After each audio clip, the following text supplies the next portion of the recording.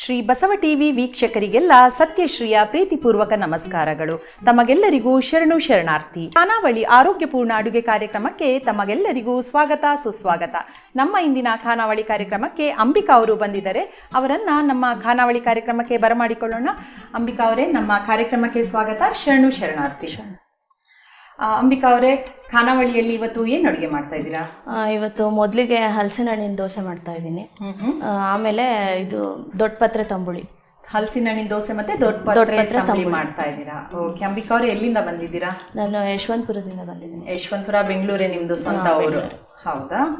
Okay. ಈಗ ಹಲಸಿನ ಹಣ್ಣಿನ ದೋಸೆಗೆ ಏನೆಲ್ಲ ಪದಾರ್ಥಗಳು ಬೇಕು? ಮೊದಲಿಗೆ ನೆನೆಸಿರೋ ಅಂತ ಅಕ್ಕಿ ಒಂದು 5 ರಿಂದ 6 ಗಂಟೆ ಕಾಲ ನೆನೆಸಿದ್ರೆ ಸಾಕು. ಓಕೆ. ಮತ್ತೆ ತೆಂಗಿನ ತುರಿ, ಸ್ವಲ್ಪ ಹಲಸಿನ ಹಣ್ಣು ಮತ್ತೆ ಉಪ್ಪು, ಇಷ್ಟಿದ್ರೆ ಸಾಕು. ತುಂಬಾ ಕಡಿಮೆ ಸಾಮಗ್ರಿಗಳೇ ಇದೆ. ಇದು ಅಕ್ಕಿ ಅಂತ ಹೇಳಿದ್ರೆ ದೋಸೆ ಅಕ್ಕಿನೇನಾ? ದೋಸೆ ಅಕ್ಕಿ ಅಂತ ಊಟದ ಅಕ್ಕಿ ಆದ್ರೂ ಪರವಾಗಿಲ್ವಾ? ದೋಸೆ ಅಕ್ಕಿ ಬೇಕಂತಲ್ಲ, ಯಾವ್ದಾದ್ರು ಇಲ್ಲ. ಹಲಸಿನ ಹಣ್ಣಿನ ಕಾಲ ಇವಾಗ. ಹಲಸಿನ ಹಣ್ಣಿಂದ ಏನಾದ್ರು ಪ್ರತಿದಿನ ಏನಾದ್ರು ಮಾಡ್ಕೊಂಡು ತಿಂದ್ರೆ ಆರೋಗ್ಯಕ್ಕೂ ಒಳ್ಳೇದು. ಆ ಕಾಲಕ್ಕೆ ಒಂದೊಂದು ಹಣ್ಣು ಇರುತ್ತಲ್ವಾ? ಓಕೆ, ಸರಿ. ಹಾಗಾದ್ರೆ ಶುರು ಮಾಡೋಣ ಅಲ್ಲ? ಏನ್ ಬೇಕು ಫಸ್ಟಿಗೆ? ಮೊದಲಿಗೆ ಜಾರ್ ಕೊಡಿ. ಈಗ ರಾತ್ರಿ ಅರ್ದಿಡ್ಬೇಕಂತ ಇಲ್ಲ, ಯಾವಾಗ ಮಾಡ್ತೀವಿ ಒಂದು 5-6 ಗಂಟೆ ನೆನೆಸಿ ಇಟ್ರೆ ಇಮಿಡಿಯೇಟ್ ಆಗಿ ಮಾಡ್ಬೋದು. ಸ್ಪೂನ್ ಕೊಡಿ. ಫಸ್ಟ್ ಅಕ್ಕಿ ಸ್ವಲ್ಪ ಅದನ್ನ ಹರ್ಕೊಳ್ಬೇಕವ, ಅಂದ್ರೆ ಮಿಕ್ಸಿಗೆ ಹಾಕೊಳ್ಬೇಕು. ಓಕೆ. ಯಾವ ಪ್ರಮಾಣದಲ್ಲಿ ತಗೊಳ್ಬೇಕು ಅಂಬಿಕಾ? ಇದು ಎಷ್ಟೆಷ್ಟು ಬೇಕಾಗತ್ತೆ? ಅಕ್ಕಿ ಎಷ್ಟು, ತೆಂಗಿನಕಾಯಿ ಎಷ್ಟು, ಹಣ್ಣು ಎಷ್ಟು? 1 ಬೌಲ್ ಅಕ್ಕಿ ತಗೊಂಡ್ರೆ ಅದರಲ್ಲಿ ಅರ್ಧ ತೆಂಗಿನ ತುರಿ, ಸ್ವಲ್ಪ ಒಂದು 4 ರಿಂದ 5 ಹಲಸಿನ ಹಣ್ಣು ಸಾಕಾಗುತ್ತೆ. ಓಕೆ. ತೆಂಗಿನ ತುರಿ ಅಷ್ಟೇ ಹಲಸಿನ ಹಣ್ಣು ತಗೊಂಡ್ರೆ ಸಾಕಾಗುತ್ತೆ. ಅಕ್ಕಿ ಸ್ವಲ್ಪ ಅದಕ್ಕಿಂತ ಜಾಸ್ತಿ ತಗೊಳ್ಳೋದು? ಜಾಸ್ತಿ. ಓಕೆ, ಸರಿ. ಇದು ಮೊದಲು ನುಣ್ಣಗಾಗಬೇಕು, ಆಮೇಲೆ ಕಾಯಿ ತುರಿ, ಆಮೇಲೆ ಹಲಸಿನ ಹಣ್ಣು ಕೊನೆಯಲ್ಲಿ ಹಾಕ್ಬೇಕಾಗುತ್ತೆ. ಓಕೆ, ಸರಿ. ಫಸ್ಟ್ ಅಕ್ಕಿನ ನುಣ್ಣಗೆ ಮಾಡ್ಕೊಳ್ಳೋಣಲ್ಲ? ಮಾಡಿ.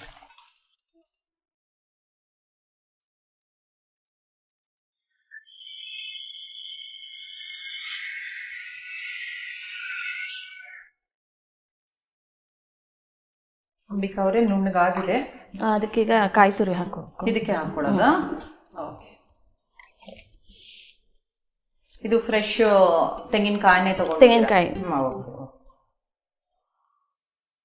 ಮತ್ತೆ ಅಂಬಿಕಾ ಅವರೇ, ಮನೇಲೆಲ್ಲ ಯಾರಿದ್ದಾರೆ? ನಾನು, ನಮ್ಮ ಮನೆಯವರು, ನಮ್ಮ ಅತ್ತೆ, ನನಗೆ 2 ಮಕ್ಕಳು. ಓಕೆ ಓಕೆ, 2 ಮಕ್ಕಳು.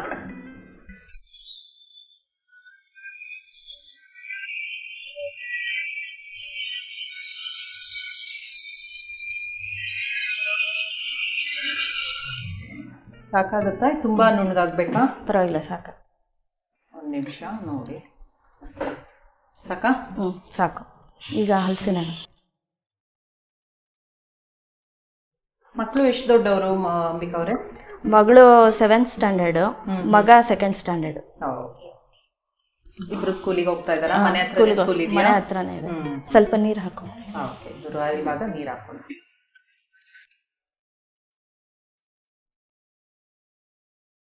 ಚೂರು ಹಾಕೊಂಡ್ರೆ ಸ್ವಲ್ಪ ಹಾಕೊಳ್ಳ.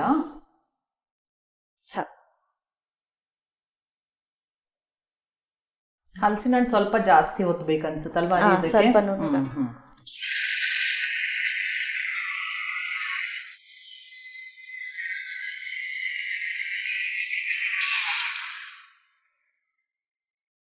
ಹಿಟ್ಟು ರೆಡಿ ಆಗಿದೆ, ಚೆನ್ನಾಗಿ ನುಣ್ಣಗಾಗಿದೆ. ಓಕೆ, ಇನ್ನೇನ್ ಮಾಡ್ಕೊಳ್ಳೋಣ ಅಂಬಿಕಾ? ಮೊದಲು ತವಾ ಕೊಡಿ, ಕಾಯಕ್ಕೆ ಬಿಡ್ತೀನಿ. ಓಕೆ, ಸರಿ. ಒಲೆ ಹಚ್ಕೊಂಡ್ಬಿಡ್ತೀರಾ? ಆ ಕಡೆ ಹಚ್ಕೊಂಡ್ಬಿಡಿ. ಸ್ವಲ್ಪ ಸಿಮ್ಮಲ್ಲೇ ಮಾಡ್ಬೋದಲ್ಲ?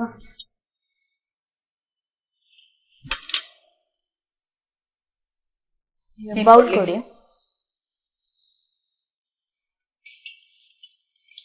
ಹಿಟ್ಟು ಅದಕ್ಕೆ ಹಾಕೊಂಡ್ಬಿಡ್ತೀರಾ?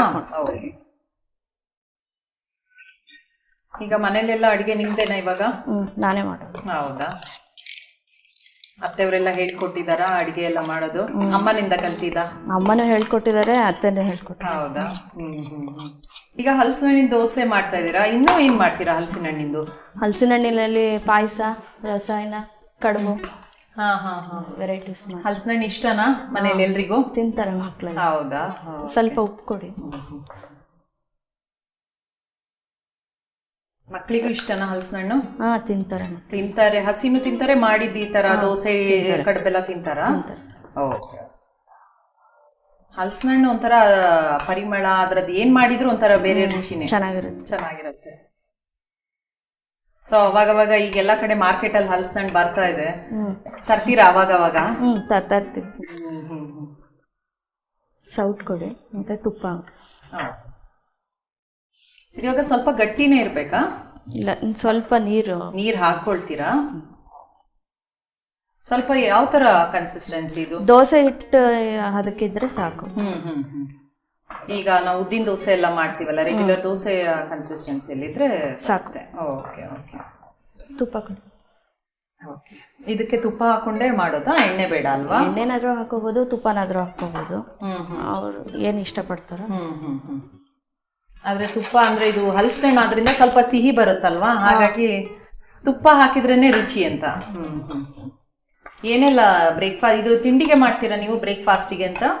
ತಿಂಡಿಗೆ ಅಂತಿಲ್ಲ, ಸಂಜೆ ಕಾಫಿ ಅಥವಾ ಟೀ ಜೊತೆ ಚೆನ್ನಾಗಿರುತ್ತೆ.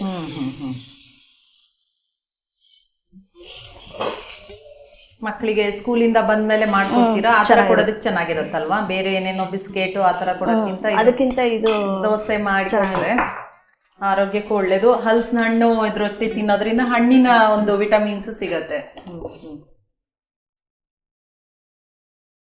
ಮತ್ತೆ ಏನ್ ಮಾಡ್ತೀರಾ ಅಡಿಗೆ ಎಲ್ಲ ಬಿಟ್ಟು? ಬೇರೆ ಏನಾದ್ರೂ ಬಿಡುವಿನ ವೇಳೆಯಲ್ಲಿ ಅಥವಾ ಹೇಗ್ ಟೈಮ್ ಪಾಸ್ ಮಾಡ್ತೀರಾ? ಅಂದ್ರೆ ನನ್ಗೆ ಬೆಳಗ್ಗೆನೆ ಕೆಲಸ ಮುಗ್ದೋದ್ರೆ ನಂಗೆ ಓದೋದ ಹವ್ಯಾಸ ಇದೆ ಸ್ವಲ್ಪ. ಹೌದಾ? ಕತೆ ಕಾದಂಬರಿಗಳು ಎಲ್ಲ ಜಾಸ್ತಿ ಓದ್ತೀನಿ. ಓಕೆ. ತುಂಬಾ ಓದಿದ್ದೀರಾ? ತುಂಬಾ ಪುಸ್ತಕಗಳನ್ನ ಆಲ್ರೆಡಿ ಓದ್ತಾ ಇರ್ತೀನಿ.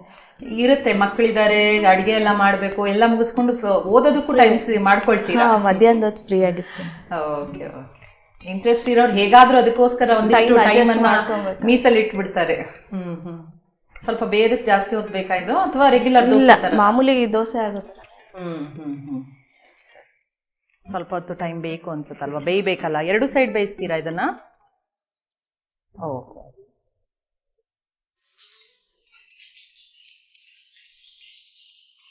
ಇನ್ನೊಂದ್ ಸೈಡ್ ಹಾಕೊಂತೀರಾ?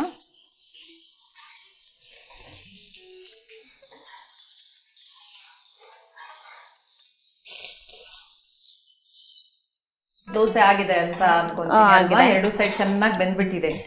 ಸರ್ವಿಂಗ್. ಓಕೆ, ಇದ್ರಲ್ಲಿ ಹಾಕ್ಬಿಡಿ. ಆಫ್ ಮಾಡ್ಕೊಳ್ತೀರಮ್ಮ? ಸೊ ಬಿಸಿ ಬಿಸಿ ದೋಸೆನ ರುಚಿ ನೋಡಿ ಹೇಳ್ಬಿಡೋದು ಅಷ್ಟೇ. ಅದಕ್ಕೇನು ಬೇರೆ ಏನು ಹಾಕೊಳ್ಳಲ್ವಾ ನೀವು? ಚಟ್ನಿ ಏನು ಬೇಕು ಅನ್ಸಲ್ಲ, ಬೇಕಾದ್ರೆ ಸ್ವಲ್ಪ ತುಪ್ಪ ಹಾಕೊಂಡು. Okay okay. ಅದು ಸಿಹಿ ಇರೋದ್ರಿಂದ ಚಟ್ನಿ ಅಗತ್ಯ ಇಲ್ಲ ಅಂತ ಹೇಳೋದು. Okay okay. ಹಲಸಿನ ಹಣ್ಣಿನ ದೋಸೆ ರೆಡಿ ಇದೆ. ಓಕೆ ಸರಿ. ಇದು ಯೂಶಲಿ ನನಗೆ ಗೊತ್ತಿರೋದು ಬಿಸಿ ಬಿಸಿ ತಿಂದ್ರೆ ಚೆನ್ನಾಗಿರುತ್ತೆ ಅಲ್ವಾ? ತಣ್ಣಗಾದ್ರೆ ಸ್ವಲ್ಪ ಟೇಸ್ಟ್ ಕಡಿಮೆ ಅನ್ಸುತ್ತೆ. ಒಳ್ಳೆ ಘಮ್ ಅಂತ ಹಲಸಿನ ಹಣ್ಣು ಆಲ್ರೆಡಿ ನಂಗೆ ತುಂಬಾ ಇಷ್ಟ. ಹಲಸಿನ ಹಣ್ಣು ಕಾಲದಲ್ಲಿ ನಾನು ಯಾವಾಗ್ಲೂ ಏನಾದ್ರೂ ಮಾಡ್ಕೊಂಡು ತಿಂತಾ ಇರ್ತೀನಿ. ಈಗ ಇಷ್ಟದೇ ಒಂದು ತಿಂಡಿ ಮಾಡ್ಬಿಟ್ಟಿದ್ದೀರಾ ಇವತ್ತು, ತಡ ಮಾಡಲ್ಲ.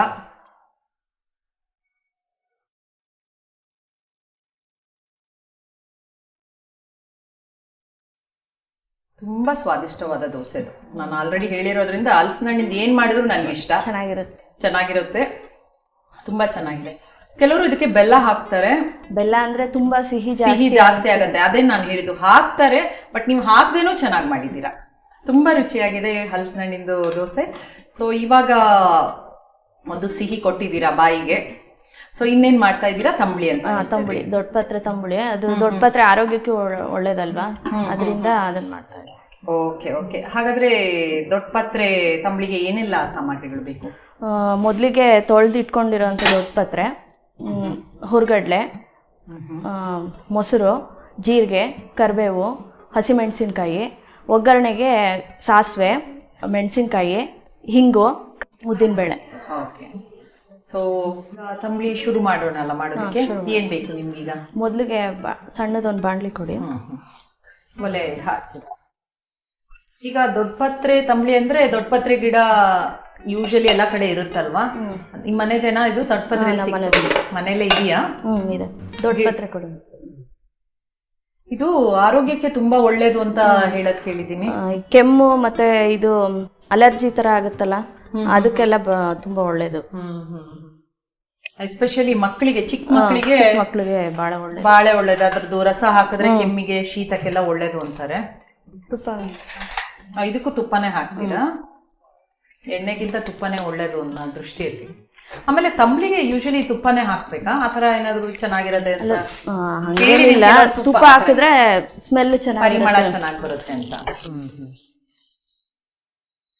ಏನು ಗಿಡಗಳೆಲ್ಲ ಹಾಕಿದ್ದೀರಾ ಮನೆಯಲ್ಲಿ? ಬೇರೆ ಯಾವ್ದೆಲ್ಲ ಇದೆ ಗಿಡ? ಪಾಟಲ್ಲಿ ಹಾಕಿದ್ದೀರಾ ಅಥವಾ ಮನೆ ಮುಂದೆ ಜಾಗ ಇದೆಯಾ? ಜಾಗ ಇದೆ, ಸ್ವಲ್ಪ ಹೂವಿನ ಗಿಡ ಅದೆಲ್ಲ ನನ್ಗೆ ಇಷ್ಟ. ಗಾರ್ಡನಿಂಗ್ ಸ್ವಲ್ಪ ಇಷ್ಟ. ಹಾ ಹಾ ಹಾ. ತೆಂಗಿನ ಮರ ಇದೆ 2. ಓಕೆ. ಸೊ ಅಲ್ಲೇ ಕೆಳಗ್ ಜಾಗದಲ್ಲಿ ಈ ತರ ಎಲ್ಲ ಗಿಡಗಳೆಲ್ಲ, ಸಣ್ಣ ಸಣ್ಣ ಗಿಡಗಳೆಲ್ಲ ಹಾಕಿದ್ದೀರಾ. ತಂಬ್ಳಿಗಳೆಲ್ಲ ಮಾಡ್ತಾ ಇರ್ತೀರಾ ಮನೇಲಿ? ಮಾಡ್ತಾ ಇರ್ತೀವಿ. ಇನ್ಯಾವ ತಂಬ್ಳಿ ಮಾಡ್ತೀರಾ? ಇದು ಶುಂಠಿ ಆ ಥರದ್ದೆಲ್ಲ ಮಾಡ್ತಾರೆ. ಇದು ಸ್ವಲ್ಪ ಚೆನ್ನಾಗಿ ಬಾಡ್ಬೇಕಾ? ಸ್ವಲ್ಪ ಮಾಡಿದ್ರೆ ಸಾಕು ಅಥವಾ ಜಾಸ್ತಿ ಬೇಕಾ? ಸ್ವಲ್ಪ ಅರ್ಧ ಆದ್ರೆ ಸಾಕು. ಹಸಿಮೆಣಸಿನಕಾಯಿ ಖಾರಕ್ಕೆ ಎಷ್ಟು ಬೇಕೋ ಅಷ್ಟು. ಓಕೆ. ಬೇಕು ಜೀರಿಗೆ. ಈ ದೊಡ್ಡ ಪತ್ರೆಯಲ್ಲಿ ಬೇರೆ ಇನ್ನೇನಾದ್ರೂ ಟ್ರೈ ಮಾಡಿದ್ದೀರಾ? ಬೇರೆ ತಂಬ್ಳಿ ಬಿಟ್ಟು? ತಂಬುಳಿ ಬಿಟ್ಟು ಅಂದ್ರೆ ಬಜ್ಜಿ ಮಾಡ್ತಾರೆ. ಬಜ್ಜಿ. ಬಜ್ಜಿ ಅಂದ್ರೆ ಯಾವ ತರ? ಈಗ ಬಾಳೆಕಾಯಿ ಬಜ್ಜಿ ಅದೆಲ್ಲ ಮಾಡ್ತೀವಲ್ಲ, ಅದೇ ರೀತಿ. ಬೋಂಡ ತರನಾ? ಹಿಟ್ಟಲ್ಲಿ ಅದ್ಬಿಟ್ಟು ಮಾಡೋದು. Okay okay. ನಮ್ಮ ಖಾನಾವಳಿಯಲ್ಲಿ ಒಬ್ರು ಮಾಡ್ಕೊಟ್ಟು ಹೋಗಿದ್ರು, ಬೋಂಡ, ದೊಡ್ಡಪತ್ರೆ ಬೋಂಡ ತರ, ಕಡಲೆ ಹಿಟ್ಟಲ್ಲಿ ಮಾಡೋದು. ಅದು ಚೆನ್ನಾಗಿರುತ್ತೆ. ಆದ್ರೆ ಸ್ವಲ್ಪ ದೊಡ್ಡ ದೊಡ್ಡ ಎಲೆ. ನೀವು ಚಿಗುರು ಚಿಗುರು ತಗೊಂಡಿದ್ದೀರಾ? ಇದಕ್ಕೆ ಅದು ಇಲ್ಲ, ಇದ್ರಲ್ಲಿ ನಾಟಿ ಇದು ಇರುತ್ತೆ ಮತ್ತೆ ಫಾರಮ್ದು ಇರುತ್ತೆ, ಅದು ಸ್ವಲ್ಪ ದೊಡ್ಡ ದೊಡ್ಡದಾಗಿರುತ್ತೆ ಎಲೆ. ಓಕೆ. ಇದು ಸ್ವಲ್ಪ ರುಚಿ ಜಾಸ್ತಿ. ರುಚಿ ಜಾಸ್ತಿ ಇರುತ್ತೆ. ಇದು ಸಾಕು. ಇದು ಈಗ ಜಾರ್ಗೆ ಹಾಕೋಬೇಕು.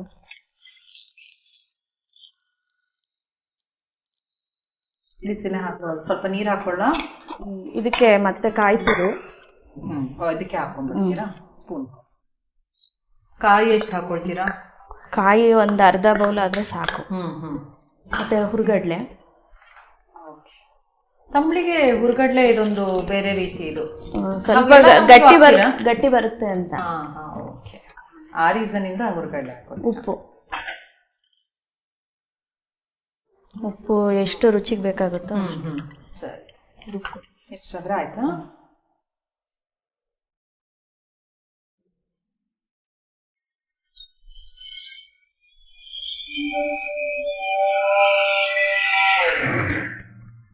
ದೊಡ್ಡ ಪತ್ರೆ ಸೊಪ್ಪು ಚೆನ್ನಾಗಿ ನುಣ್ಣಗಾಗಿದೆ. ಏನ್ ಮಾಡೋದು ಇವಾಗ? ಅದನ್ನ ಬೌಲಿಗೆ ಬಗ್ಗಿಸ್ಕೋಬೇಕು.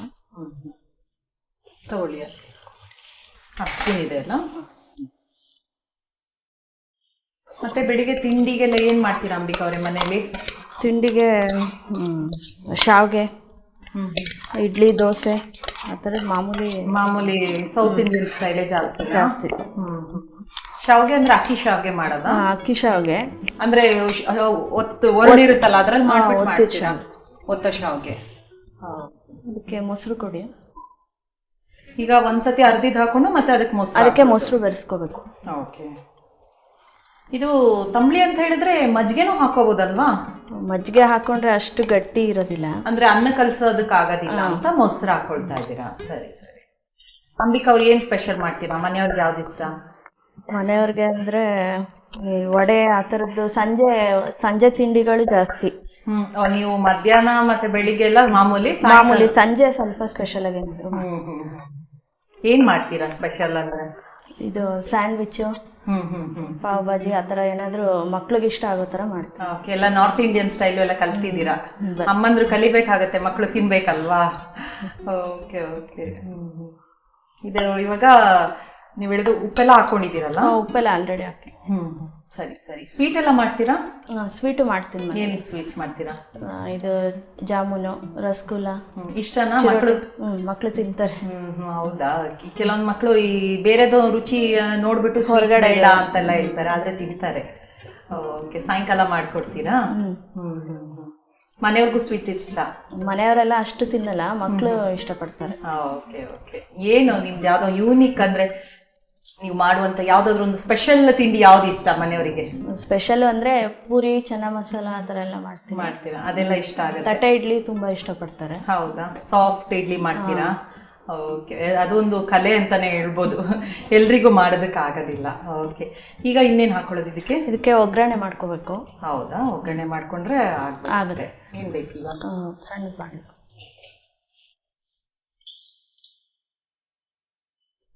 ತುಪ್ಪದೇ ಒಗ್ಗರಣೆ. ಮತ್ತೆ ಅಂಬಿಕಾ ಅವರೇ ಆಗ ಹೇಳಿದ್ರೆ ನಿಮ್ಗೆ ಪುಸ್ತಕ ಓದೋದು ತುಂಬಾ ಇಷ್ಟ ಅಂತ. ಅದು ಮನೇಲಿ ಇದ್ಕೊಂಡೆ ನೀವು ಏನಾದ್ರು ಟೈಮ್ ಪಾಸ್ ಮಾಡ್ತೀರಾ ಓದೋದು ಎಲ್ಲ?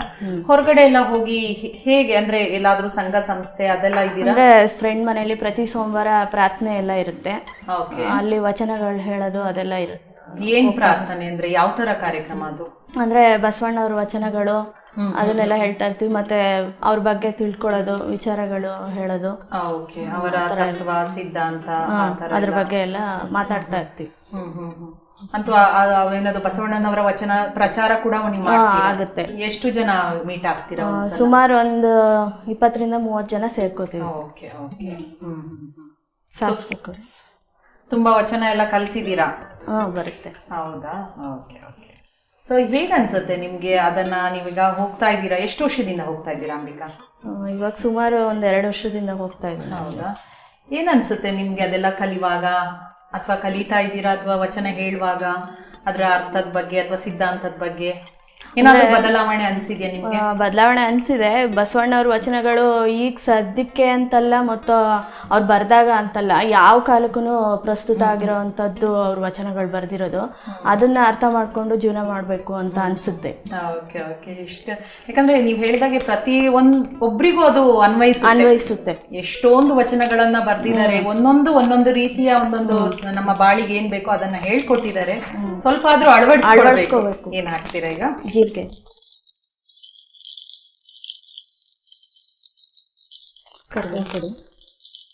ಕರ್ಬೇವಿಂದೆಲ್ಲ ಇದೆಯಾ ಮರ?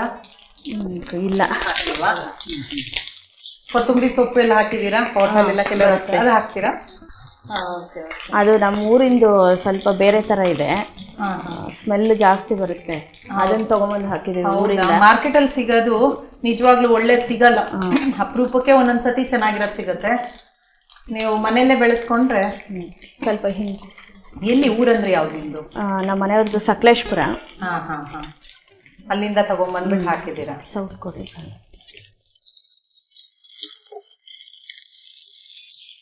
ಈ ಸ್ತ್ರೀ ಶಕ್ತಿ ಸಂಘದಲ್ಲಿ ಏನ್ ಮಾಡ್ತೀರಾ?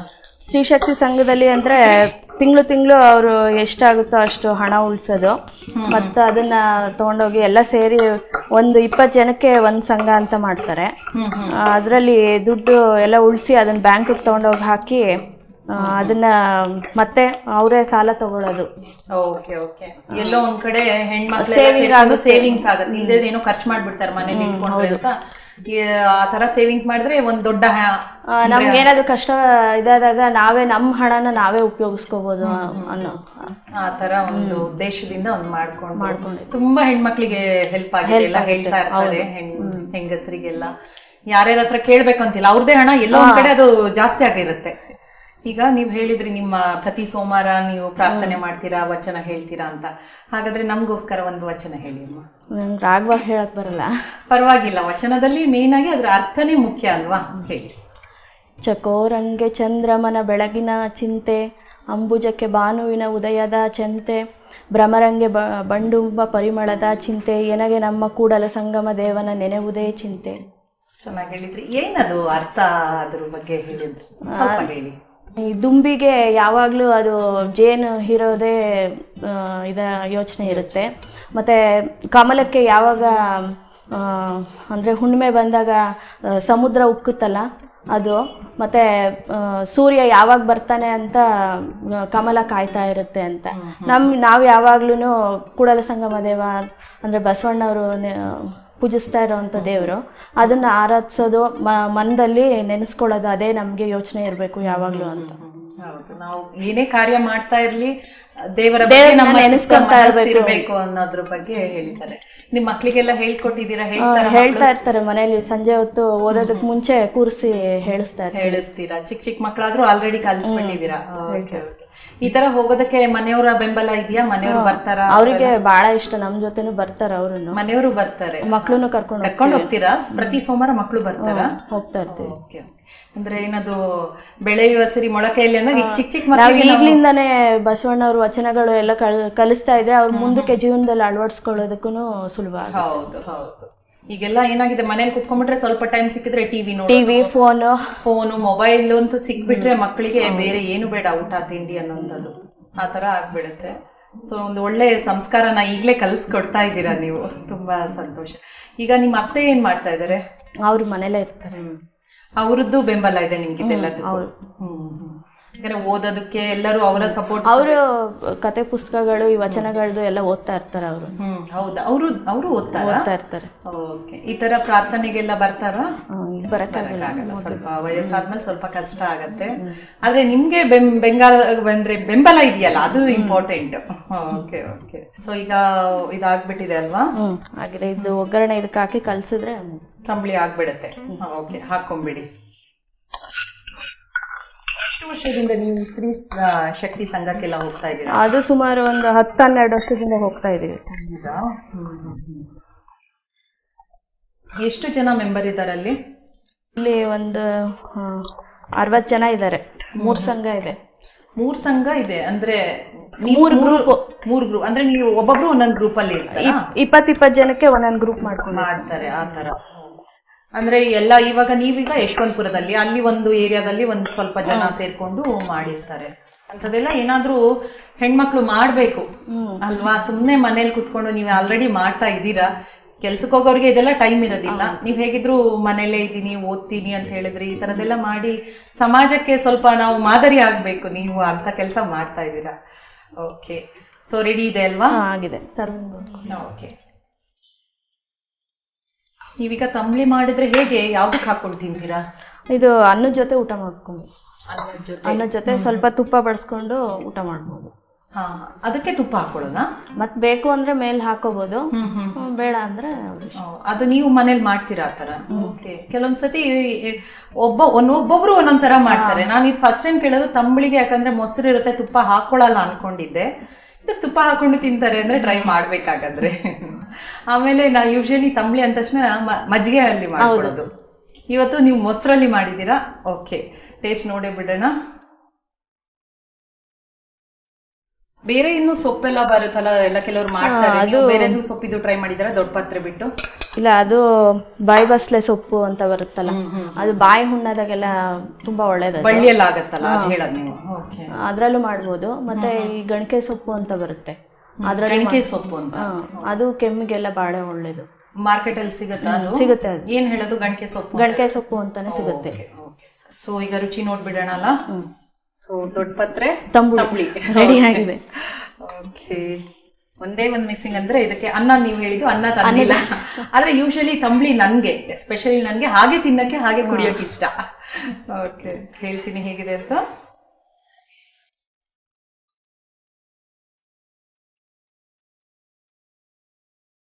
ತುಂಬಾ ರುಚಿಯಾಗಿದೆ. ಆ ದೊಡ್ಡ ಪಾತ್ರೆದು ಫ್ಲೇವರ್ ಇದೆಯಲ್ಲ, ಅದಕ್ಕೆ ಒಂದು ಯೂನಿಕ್ ಫ್ಲೇವರ್. ಅದು ಒಂಥರ ಸ್ಪೆಷಲ್ ಪರಿಮಳ. ಅದು ಹಾಕೊಂಡ ತಕ್ಷಣ ಬಂದ್ಬಿಡುತ್ತೆ. ಮತ್ತೆ ನೀವು ಒಗ್ಗರಣೆ ಹಾಕಿದ್ರಲ್ಲ, ಕುಟುಂಬ ಅಂತ, ಅದು ತುಂಬಾ ಕ್ರಿಸ್ಪಿ ಆಗಿದೆ. ಅನ್ನಕ್ಕೆ ನೀವು ಹೇಳಿದಾಗ ಇದು ಹಾಗೇನೂ ತಿನ್ಬೋದು, ಕುಡಿಬಹುದು. ಸ್ವಲ್ಪ ಬೇಕಾದ್ರೆ ನೀರು ಹಾಕೊಂಡು ಮಜ್ಜಿಗೆ ತರ ಮಾಡ್ಕೊಂಡು ಇನ್ನೂ ಚೆನ್ನಾಗಿರುತ್ತೆ. ಅಥವಾ ಅನ್ನ ಜೊತೆ ಹಾಕೊಂಡ್ರೆ ಸಾಂಬಾರ್ ಬೇಡ, ಏನು ಬೇಡ, ಹಾಗೇನೆ ಊಟ ಮಾಡ್ಬೋದು. ಸೊ ಇವತ್ತು ನಮ್ಮ ಖಾನಾವಳಿ ಕಾರ್ಯಕ್ರಮಕ್ಕೆ ಬಂದು ಹಲಸಿನ ಹಣ್ಣಿನ ದೋಸೆ ಮತ್ತೆ ದೊಡ್ಡ ಪಾತ್ರೆ ತಂಬಳಿ ಮಾಡಿಕೊಟ್ಟಿದ್ದೀರಾ. ತುಂಬಾ ರುಚಿಯಾಗಿದೆ ಎರಡು ಅಡುಗೆ ಕೂಡ. ನಮ್ಮ ಖಾನಾವಳಿ ತಂಡದ ಪರವಾಗಿ ನಿಮಗೆ ಧನ್ಯವಾದಗಳು. ಶರಣು. ನೋಡಿದ್ರಲ್ಲ ವೀಕ್ಷಕರೇ, ಹಲಸಿನ ಹಣ್ಣಿನ ದೋಸೆ ಮತ್ತು ದೊಡ್ಡ ಪಾತ್ರೆ ತಂಬಳಿಯನ್ನು ಹೇಗೆ ಮಾಡಿದ್ರು ಅಂತ. ನೀವು ಕೂಡ ಇದನ್ನ ಮನೇಲಿ ಮಾಡಿ ನೋಡಿ. ಇದೇ ರೀತಿ ಮುಂದಿನ ಸಂಚಿಕೆಯಲ್ಲಿ ಮತ್ತೊಂದು ಹೊಸ ರುಚಿಯೊಂದಿಗೆ ನಿಮ್ಮನ್ನು ಭೇಟಿ ಆಗ್ತೀವಿ. ಅಲ್ಲಿವರೆಗೂ ನೋಡ್ತಾ ಇರಿ ಶ್ರೀ ಬಸವ ಟಿವಿ. ಇದು ಸಂಸ್ಕಾರದ ಬೆಳಕು. ಶರಣು ಶರಣಾರ್ಥಿ.